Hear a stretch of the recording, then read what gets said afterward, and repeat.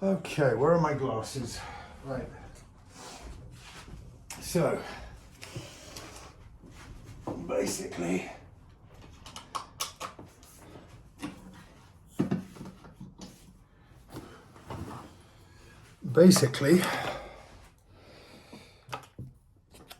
this is, okay, so on Saturday I completed the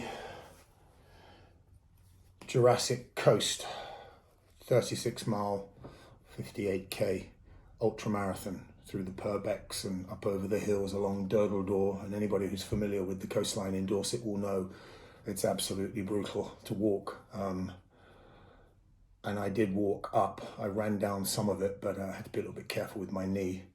But there's the medal. I have a t-shirt somewhere, but I'm sure you'll believe me.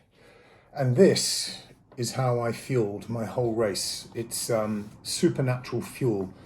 It's a company based down in Devon. This is their berry and quinoa mix. I had date, porridge. I had 3 different types, and I used 2, 4, 6.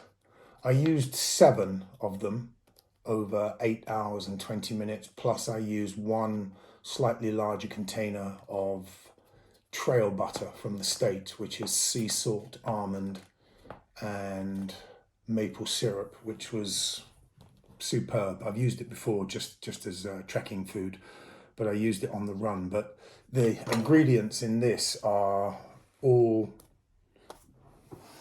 sorry, the writing's so small on my eyes. So this is Supernatural Fuel Energy Pouches, whole food blends, fruits, seeds and grains made from high quality organic plant-based ingredients that produce a combination of carbohydrates, proteins and fats. I didn't eat one single solitary thing from any of the aid stations, from the feeding stations. There were the feeding stations were every 12.5 kilometers. And the only thing I did was replenish my water bottles and then put my mix in, my electrolytes in, gave it a shake and carried on. I took my own electrolytes with me because I kept in my pouch. I had a 600 milliliter flask, 600 milliliter flask, which, to be honest with you, I think I was carrying too much. The aid stations were only 12.5k, so it was okay to carry 1. And I could have carried less weight, but now I know for next time. But this provides you with, this particular one, this is berry and quinoa, this provides you with, where are we? Fats 5.1, saturates 1.9, carbohydrate 14.3, sugar 7.2, protein 2.7, salt 0. The other ones that I was chomping on, the date and oat one, that's 22.5 or no, 24. And I believe that the almond, the trail butter was as high as 26 in the carbohydrates. And I literally passed everything in the food stations and just relied on these, my water, my electrolytes, 2 bananas, and 1/2 of an avocado, which I didn't eat, and that was it. And I had absolutely zero stomach issues with this.